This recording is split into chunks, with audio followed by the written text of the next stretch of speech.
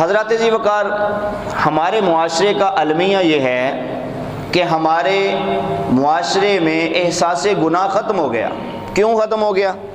اس لیے کہ ہم گناہ کو گناہ سمجھتے ہی نہیں۔ ہم جب گناہ کو گناہ سمجھیں گے تو پھر اس سے باز آئیں گے نا۔ اب دیکھیں، جھوٹ بولنا ہمارے معاشرے میں کوئی گناہ سمجھا جاتا ہے؟ کیوں جی؟ ہر بندہ جھوٹ بولتا ہے، کذب بیانی کرتا ہے، وعدہ خلافی کرتا ہے۔ تو اس کو اگر ہم گناہ سمجھتے ہوں تو بتائیں کوئی بندہ کرے؟ ہم جھوٹ کو گناہ ہی نہیں سمجھتے، ہم گالی نکالنے کو کوئی جرم ہی نہیں سمجھتے۔ کوئی گالی نکالے تو اسے کو بتائے نا، یار تو نے گالی نکالی ہے، وہ کہتا ہو یار میں نے تو نکالی نہیں ہے۔ پھر بندہ اسے یاد کرے، وہ کہتا ہو یار مجھے پتہ ہی نہیں چلا، زبان سے نکل گئی۔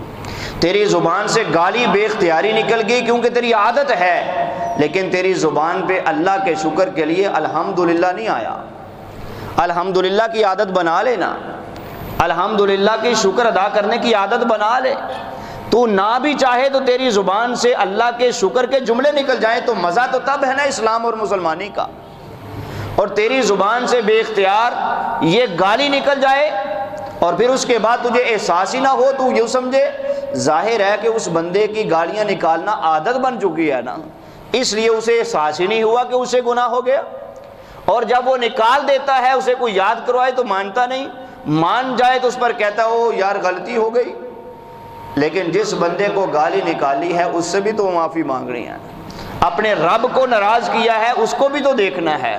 حضور صلی اللہ علیہ وسلم ارشاد فرماتے ہیں سباب المسلم فسوق وقتالہ کفر او کما قال النبی صلی اللہ علیہ وسلم۔ آپ صلی اللہ علیہ وسلم فرماتے ہیں مسلمان کو گالی دینا اعلانیہ گناہ ہے، بڑا گناہ ہے۔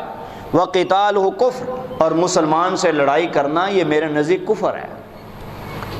حضور فرماتے ہیں قتالہ کفر، اور لڑائی اور جھگڑا ہم نے اپنی عادت بنائی ہے۔ لڑائی ہو رہی ہو، ان کو ختم کرنے کی بجائے ان کے اندر خود بھی شریک ہو جاتے ہیں، اور یہ نہیں دیکھتے ظلم کس کا ہے، زیادتی کس کی ہے، جس کے خلاف چاہے شروع ہو گئے۔ تو اللہ تعالیٰ نے اس کو بڑا ہی ناپسند فرمایا۔ ہمارے معاشرے میں گناہ کو گناہ نہیں سمجھا جاتا۔ جب گناہ سمجھا نہیں جاتا تو احساس کیسے پیدا ہوگا؟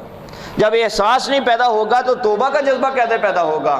جب بندہ توبہ ہی نہیں کرے گا تو معافی کیسے ملے گی اس بندے کو؟ اس لیے اپنے اندر احساس جرم پیدا کرے۔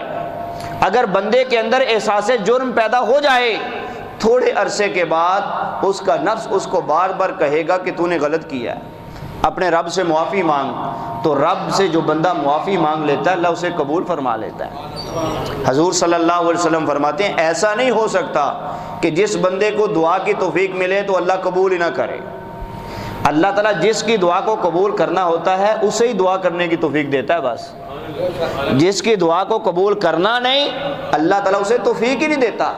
تو جس کی توبہ اللہ تعالیٰ قبول فرمانا چاہتا ہے اسے ہی تو توبہ کی توفیق ملتی ہے، اور جس کو توبہ کی توفیق ملے، یہ ایسا ہو ہی نہیں سکتا کہ جس کو اللہ توبہ کی توفیق دے پھر اس کی توبہ اللہ قبول ہی نہ کرے، ایسا ممکن نہیں۔ ہمارے علماء نے تو یہاں تک لکھا، شیخ سعدی رحمۃ اللہ تعالی علیہ نے، انہوں نے فرمایا کہ جس بندے کو کے دل میں صرف اتنا خیال پیدا ہو جائے نا، ابھی وہ ہاتھ نہ اٹھائے، ابھی اس نے اپنے زبان سے کوئی معافی کے جملے نہیں کہے، صرف اس کے دل میں یہ اتنا احساس پیدا ہوا ہے کہ مجھ سے غلطی ہو گئی ہے یار۔ جس بندے کے دل میں غلطی کا احساس ہی پیدا ہو جائے، شیخ سعدی رحمۃ اللہ فرماتے ہیں پھر زبان یا ہاتھ نہ بھی اٹھائے، نہ بھی بولے زبان سے، تو اللہ اس کی توبہ کو قبول فرما چکا ہوتا ہے، اس کی توبہ قبول ہو چکی ہوتی ہے، کیونکہ یہ احساس کس نے پیدا کیا ہے؟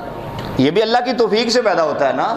ہر بندے کے دل میں احساس جرم نہیں پیدا ہوتا، جس بندے کو اللہ تعالیٰ معاف کرنا چاہتا ہے اس کے دل میں صرف پیدا ہوتا ہے۔ تو علماء فرماتے ہیں جس کے دل میں احساس پیدا ہو گیا کہ مجھ سے غلطی ہو گئی یار، اور اس نے اپنے رب کے سامنے اپنے آپ کو پیش کیا بھی نہیں، صرف احساس کیا ہے، اللہ تعالیٰ اس کو معاف فرما دیتا ہے۔ آگے پھر ہاتھ اٹھانا، زبان سے مانگنا، وہ اللہ کی طرف سے ثواب اور اجر بن جاتا ہے۔ معافی تو اس سے ہو گئی، معافی تو اس سے ہو چکی، ہاتھ اٹھانے سے، زبان سے معافی مانگنے سے اور سجدہ کرنے سے اللہ تعالیٰ اس کے درجے کو بلند فرما دیتا ہے، اللہ تعالیٰ اس کے درجے میں اضافہ فرما دیتا ہے۔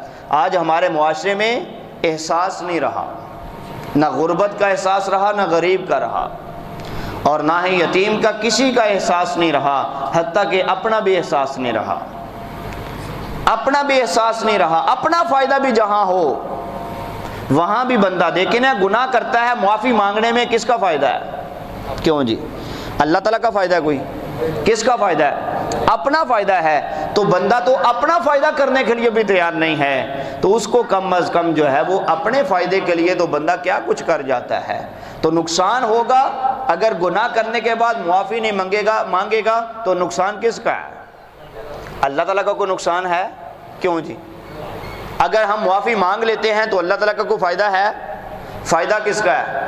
نقصان کس کا ہے؟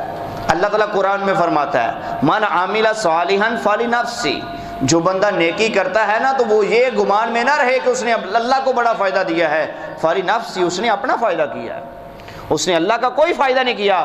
ومن اساء فعلیہا، اور جس نے جرم کیا ہے نا وہ یہ نہ سمجھے میں نے اللہ کا بڑا نقصان کر دیا ہے، اس نے اپنا نقصان کیا ہے۔ وما ربک بظلام للعبید، تیرا رب تو کسی بندے پہ ظلم نہیں کرتا، تیرا رب کسی بندے پہ ظلم۔ جب بنی اسرائیل کی قوموں پر عذاب آیا نا تو اللہ نے اس کی دلیل دی، فرمایا وما ظلمونا ولکن کانوا انفسہم یظلمون، انہوں نے گناہ کر کے کو ہم پر ظلم نہیں کیا، انہوں نے اپنے اوپر ظلم کیا ہے، انہوں نے اپنا نقصان کیا ہے، رب کا نقصان نہیں کیا۔ پیارے آقا صلی اللہ علیہ وسلم اس دنیا میں جو تشریف لائے نا، آپ کے تشریف لانے کے بنیادی جو مقاصد تھے ان میں سے ایک مقصد یہ تھا کہ آپ صلی اللہ علیہ وسلم لوگوں کے اندر گناہ کا احساس پیدا کرنا چاہتے تھے، ان کے دلوں میں یہ بات بٹھا دینا چاہتے تھے کہ یہ گناہ ہے، تم اس کو گناہ سمجھو۔ جب بندہ اس گناہ کو گناہ سمجھتا ہے تو پھر وہ گناہ کرتا نہیں، اگر کر لے تو پھر اپنے رب کے سامنے توبہ کرتا ہے، پھر اللہ اسے معاف فرما دیتا ہے۔ پیارے آقا صلی اللہ علیہ وسلم فرماتے ہیں التائب من الذنب کمن لا ذنب لہ او کما قال، کہ گناہ کے بعد توبہ کرنے والا ایسے ہی ہوتا ہے جیسے اس نے گناہ کیا ہی نہیں ہے، جیسے اس نے گناہ، اس کے اعمال نامے میں گناہ کے بعد گناہ لکھ دیا جاتا ہے، جب وہ توبہ کرتا ہے تو توبہ کا ثواب اس کے گناہ کو بالکل صاف کر دیتا ہے، ایسے اعمال نامے سے گناہ صاف ہو جاتا ہے کمن لا ذنب لہ، جیسا کہ اس نے گناہ کیا ہی نہیں۔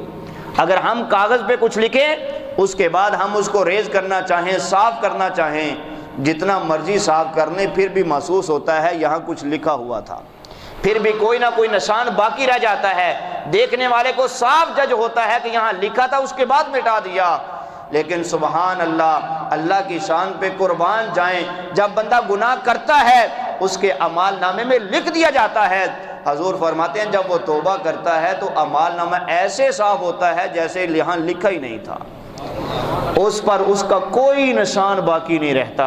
لیکن یہ توبہ کی توفیق اللہ اپنے خاص بندوں کو عطا کرتا ہے، یہ ہر بندے کے بس میں نہیں ہے، وگرنہ یہاں تو گناہ کر کے لوگ اپنا سینہ چوڑا کر لیتے ہیں کہ میں نے گناہ کیا، میرا کوئی کچھ بگاڑ نہ سکا، میں نے ماں باپ کو ایسے کہا وہ میرے سامنے بول نہیں سکے، میں نے مسجد میں فلاں بات کہی مجال ہے کسی کے میرے سامنے کوئی بول سکے۔